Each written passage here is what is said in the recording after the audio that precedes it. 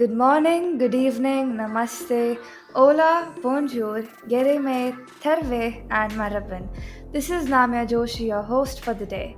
Welcome to episode 73 of the podcast Each One Teach 10, an amazing world of STEM, an inspiring venture where we'll be discussing that STEM is part of every day for every kid.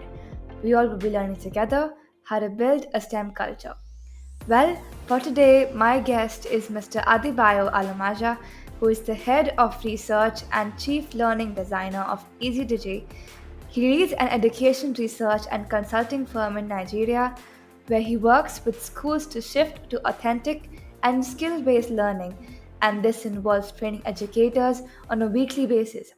He is engaged in qualitative and quantitative research to build contents and design learning experiences that empowers the educators to be effective and create same order of exploits. He also has to do a lot of blogging and content writing. It's such a great honor to have you on my podcast, Mr. Adibayo. How are you doing today? Yeah, I'm doing very well. Thank you, Namya. Thanks for the invitation. And congratulations on the 73rd episode. Thank you so much. So, Yeah. how's the weather been there? Yeah, so I think lately it's been hot. Yeah, lately. So we've been having a mix of rain and then, heat. So a mix of that. So, yeah, that's what it looks like. I'm in Lagos, in Nigeria. So we've been having a mix of that lately, but more of rainfall. And, some days you just have the weather so hot throughout. That's how it's been over here. Oh, that's cool. Here, my side, it's been getting chilly day by day. So, like, it was just a week ago, it was really hot, and now, like, I just cannot even turn on the fan at night. It's getting little cold. So, transition to winters. Yeah, yeah. All right. So, we'd love to know more about you and the work that you're doing, and I'm sure the audience is really excited to know it as well. Yeah, so yeah, thanks Namia, thanks for the introduction. My name is Adebayo, Nigerian. And so I lead EasyDigi, and EasyDigi is an education consulting organization that uses research, technology, and networking to transform education in Africa. Our focus is Africa, and we are looking at how to use research on one end and technology on the other hand, and finally networking, right, to bring real transformation into the education sector.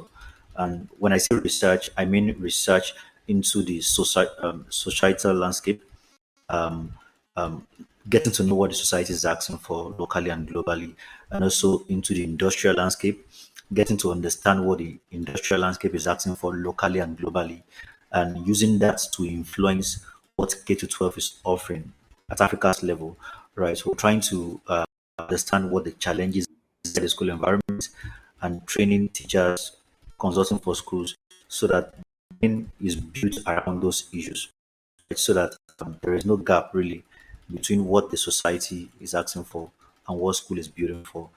So that's the kind of when I say research, that's the kind of research I'm talking about. And then we use technology, also networking, which is also why I'm here on this podcast. We connect. We bring. We believe that networking is the key to making innovation spread. Fast. And what we do is that we create events or webinars like this, and that brings schools, together with people from various places from other and all of that. And the idea is just so that school is not in isolation and school understands what the real world is asking for, and it keeps doing whatever it's doing to meet up with that demand. Yeah, so that's just pretty much about my work and what we're doing at EasyDG. Of course, thank you so much for sharing that. It's really great that you're focusing upon transforming education in Africa by focusing both on societal and industrial aspect. And the research is catering to the needs of society. And of course, networking to spread innovations. And at the end of the day, bringing different schools together so that people, are inspired to start their own ventures or are able to use those great methods of teaching in the schools. Absolutely. All right, moving to my next question for you. I want to know what is authentic learning and why is it important in K 12 education? Yeah, thank you, Namya. So, when we talk about authentic learning, so put it this real learning for a real world. So authentic learning is just all about it's a learning experience, right? That is designed, right, to simulate the real world, right? Now, when we say the real world, it's not going to be something the world of agility, where realities are evolving, a world where your expectations just keeps evolving every now and then. Basic learning in itself is an agile adventure with the aim of creating an environment, right, of the current real world realities so that learners are able to understand what is going on, I mean, the current realities, and also build the capacity, to overcome the challenges that does exist, in the current world, and they might also exist in the future that they will live in, right? So that's just a simple way to explain what authentic learning is all about. And why is this important in the case of education? This is very important because we have seen what our society is asking for, not what school is for. We have seen that gap. There is a wide gap, and that's because school is not drawing its essence, its purpose, its activities, right, from the society, from the industrial landscape. School doesn't understand what the society is asking for. School is only focused on a fixed curriculum or on a fixed scheme of work that has been arranged for 12 weeks. And then week one, this is what we do. This week three, we do this. Everything is just arranged and fixed, right? School does not consult the society to say, hey, what do we do to give these kids? When they get they can be relevant, they can add value to the society. School is not doing that, right? And that is why today we need authentic learning in K to 12 so that there can be that alignment, so that that gap can be closed, right? Truly. I think you could not have put it any more in a better way by saying that it's real learning in the real world, because real world challenges can be understood only if we do certain activities that help us to understand what problems we are facing. And it's important because we've seen the gap between the wide gap, like you said, between the societal needs and what we're learning in the school, because school has a fixed curriculum, but when we go beyond and just take the extra edge, we actually would know what we need to solve and to make the world more sustainable for the upcoming generations. So we can also just learn beyond the curriculum, which also help us to become a better individual and also indulge in deep researching and creating better outcomes for the future. Yeah, absolutely. All right. Thank you. So, can you also share some real examples of authentic learning in K 12 classrooms? Yeah, yeah. So, of course, a lot of examples. Let me start from this one that I'm always very excited about. So, there's this school, iTech I. So, this school is a project-based learning school, right? They do the culture there is wholly about PBL, and so what happened was that there was a time I can't remember the year now. So, the high school, so they were biology. There was something they were doing. There was a topic they were working on in biology at that time, and that topic. So their teacher, just so as to make it authentic, right? So it was a particular disease and that's to do with animals, livestock, and so in most of their research, they found out that as at that was a region in Kenya. So the kids traveled to Kenya, to go and investigate the whole thing that happened with those animals, with those livestock, and then they took a sample, right, and then of course traveling to Kenya to ask a lot of questions to understand the situation. We're trying to solve that problem, right? So they got sample and traveled all the way to Kenya, and when they got the samples, they returned. So I think it's California. I can't remember now. So um, from the samples, they they took back home.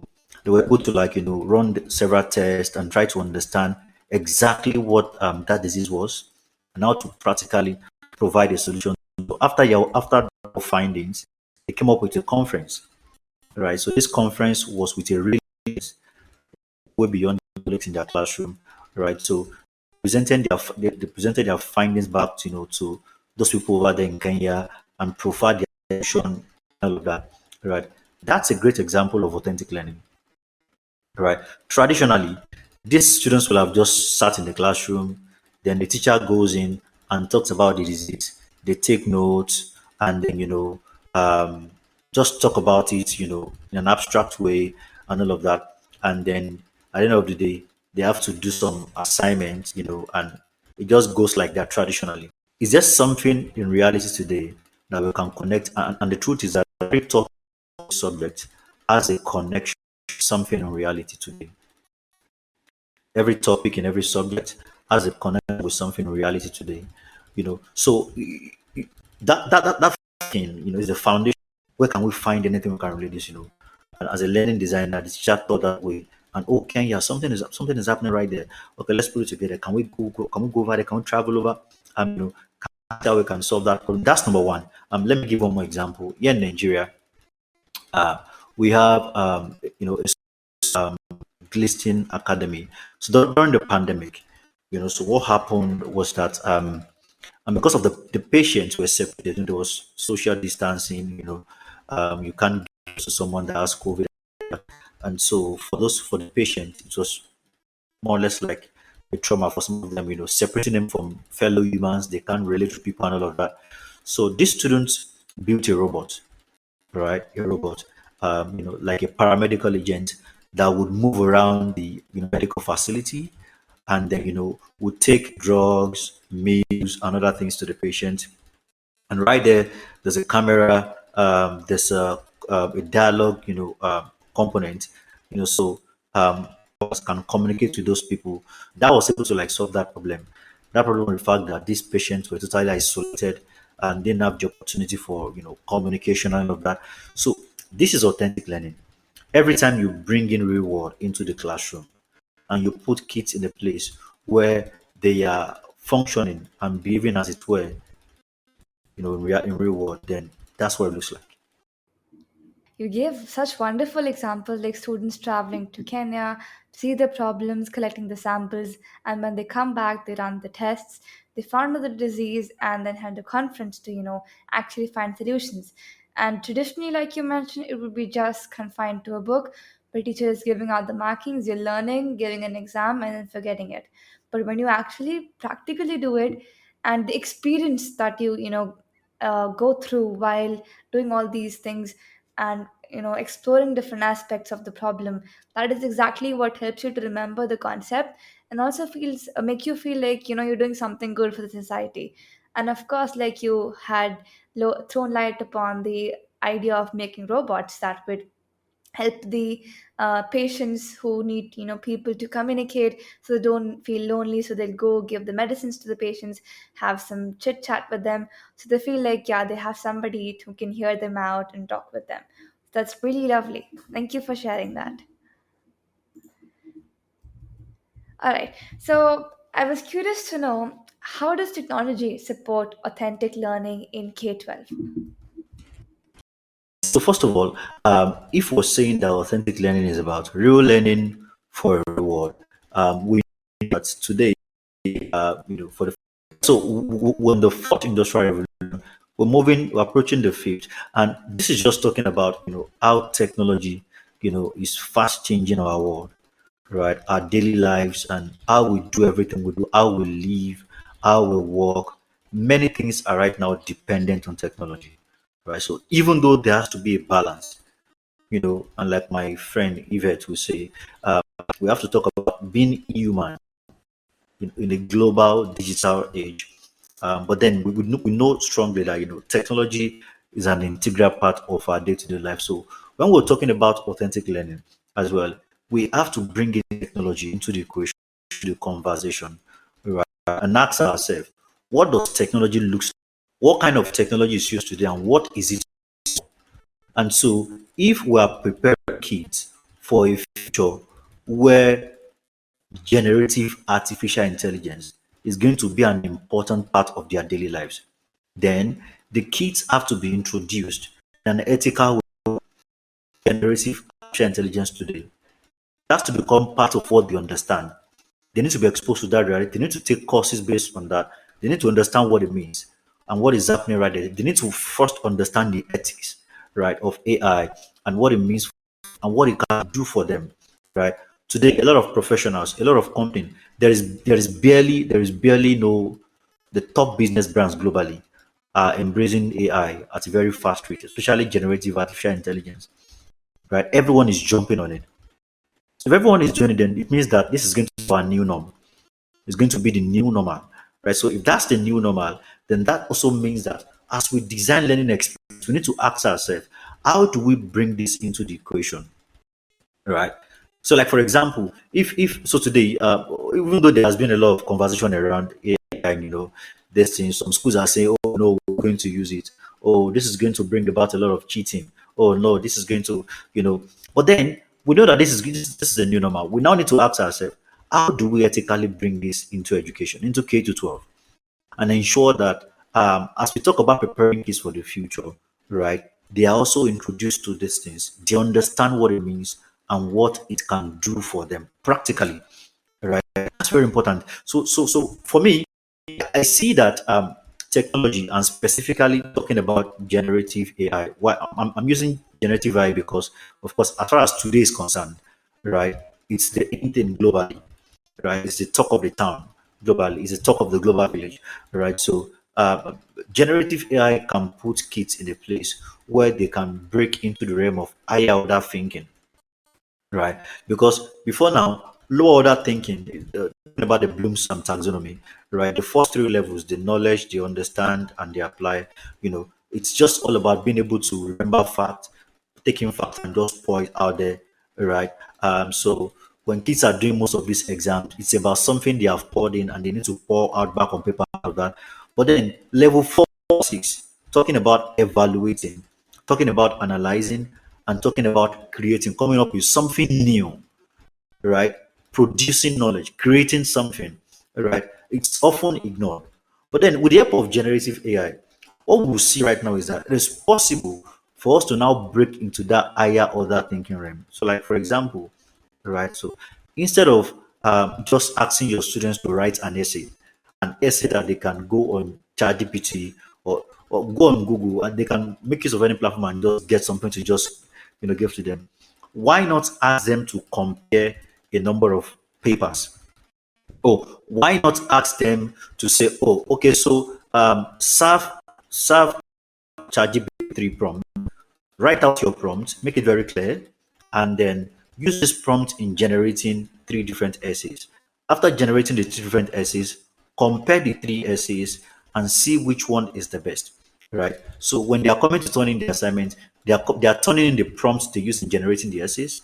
They are turning in their essays, and they are coming to analyze and say, okay, based on these three results I got, I think I'm going to go with this one as the best because it contains this and this and this and this and this. Now, that sounds quite authentic because in real life, that's what they'll be doing. They will need to know how to use prompt. Prompting is something they are going to, they need to know how to fine tune their prompt, how to do all of those things. So let me just stop there. So that's one of the ways that I see, technology coming in, when it comes to authentic learning. Truly, that is inspiring how, technology is changing fast. That is actually the reality that most of the things depend upon technology. But like you said, we need to maintain a balance and we need to also, know where technology is applied into our real life because we all might just have that dilemma it's used everywhere, but we need to know where it's used. So you gave a wonderful example of, generative AI and how it can basically help us to break into the higher order thinking realm. And I really loved the example of like if we're generating three essays, so you generative AI to check the quality of the best and take out the best one because so and so reason. And that is exactly how we also, assess. So to make our work easier and to not, to work smart and not work hard. we can use generative AI and different aspects to actually work efficiently and work more productively. Yeah, absolutely. All right. So I was curious to know which is your favorite book. My favorite book. Okay, so yeah, so just Seth Godin, what is school for?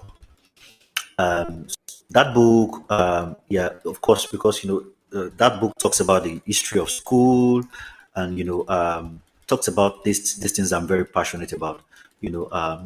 Talking about how school has evolved, and sorry, how school has moved over the first to the second, the third, the fourth industrial revolution, right? How some things have not changed that needs to be changed.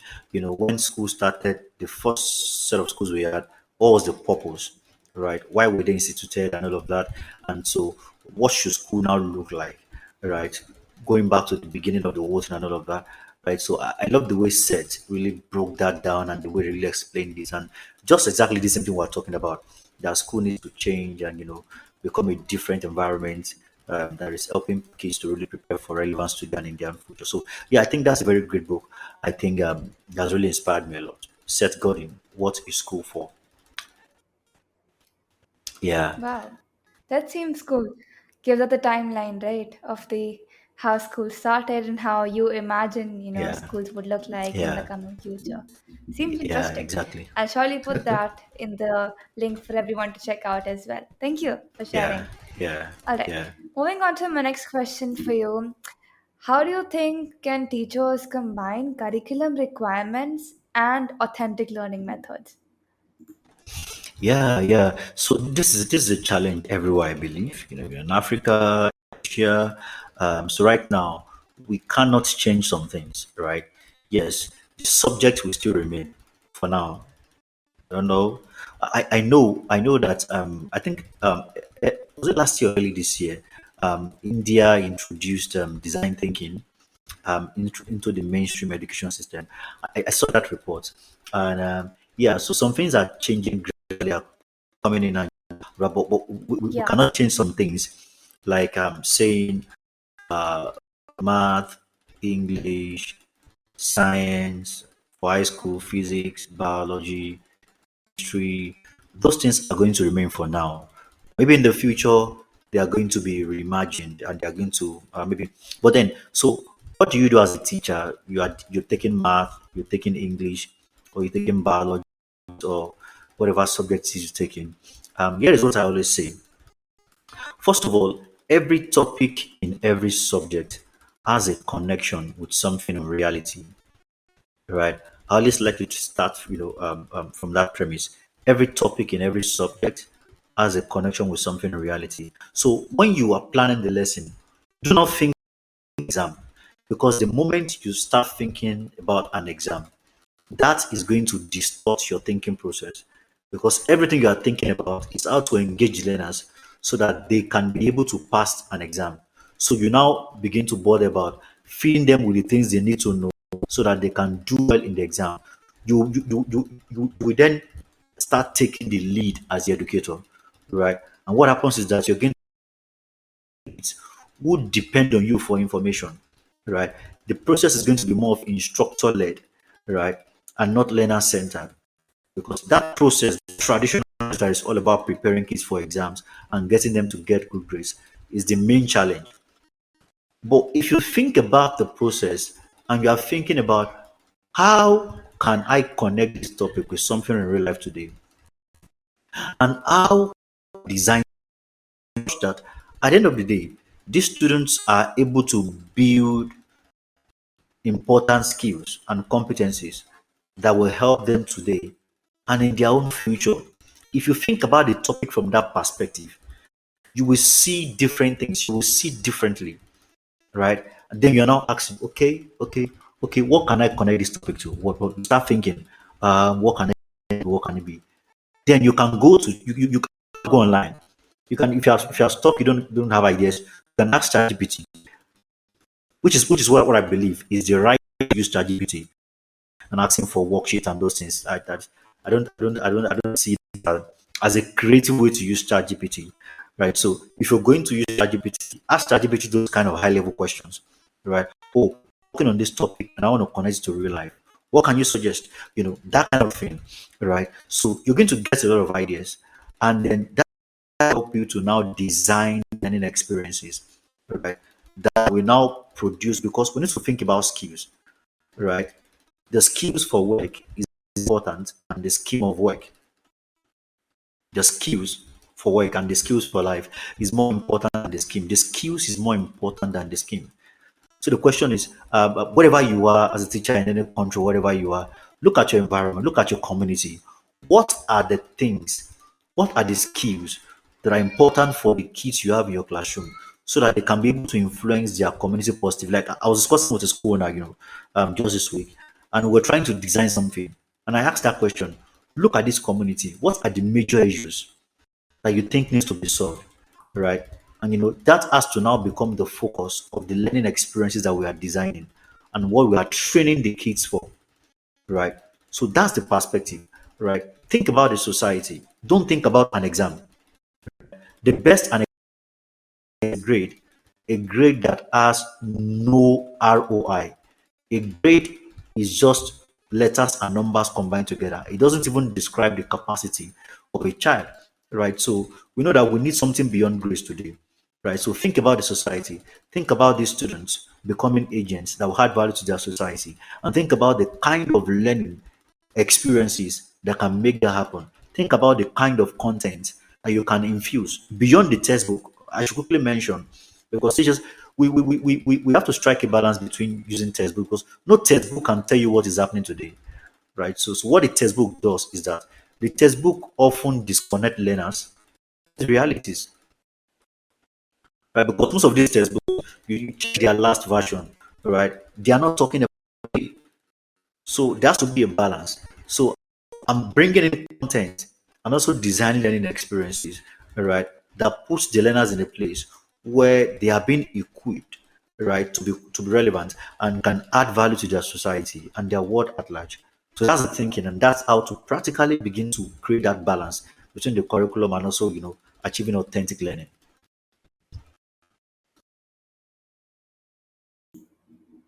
Absolutely, I cannot agree more with you. But that we truly have challenges everywhere, be it like in Africa, in India, or any other country. And like every other subject, like be it maths or English, uh, is in some way or the other connected to the real world. Like my principal used to give me an example, like when I had her on my podcast, that was my first episode. She was linking maths to Fibonacci series, and she told an example of how the leaves of a branch in a tree are arranged in Fibonacci series. So maths, physics, or any subject is literally everywhere. We just have to find some time, to notice how it's, actually there in the real world, and how we have to realize those patterns. So you mentioned about how teachers are always, very worried about filling students with information to help them pass the exam. That is certainly true. I feel that as well, because it's the classroom environment when this feeling is there. We just have to help students to pass the exam. It does become instructor led, where having good grades is the main challenge. But students, when they are taught with the real world examples, they can build skills and also become competent. Like you had given an example of chat gpt, how when it's used for the good, we can build skills. And we can build an environment where we need to basically understand what students need, and what they're not just just given it, that you just have to do it, but we have to realize what students need first, and then remake our entire lesson plan in form of that format. And truly, grades don't define us. They basically are just part of life, but actually our skills that we build for the future, that those are what define us. And no textbook, like you said, connects the reality of the world. It just keeps on upgrading itself each year, but we need to actually be in contact to the real world when we solve real problems. So real learning to the real world. We'd love to know where we can find you online, as well as a message from your side for the audience watching us today. I'm on LinkedIn. My name is Adebayo.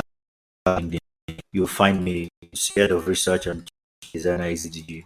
Find me on LinkedIn. Let's connect there. And my message to everyone listening, education professionals out there, is that we need to start to redesign our education system, our education offering, to affect our society and to affect our communities.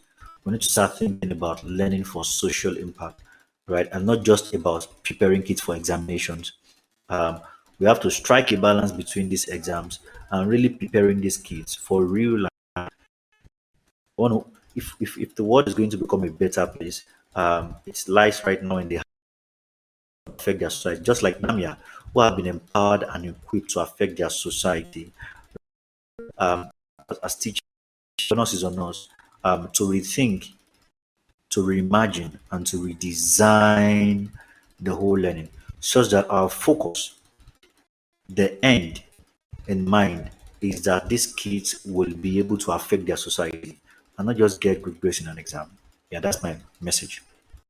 So, Yeah. listening to you today has just reminded me of this thing that authentic learning is about real life, real work, and real engagement. It's about Yeah. giving our students the opportunity to be the authors of their own education.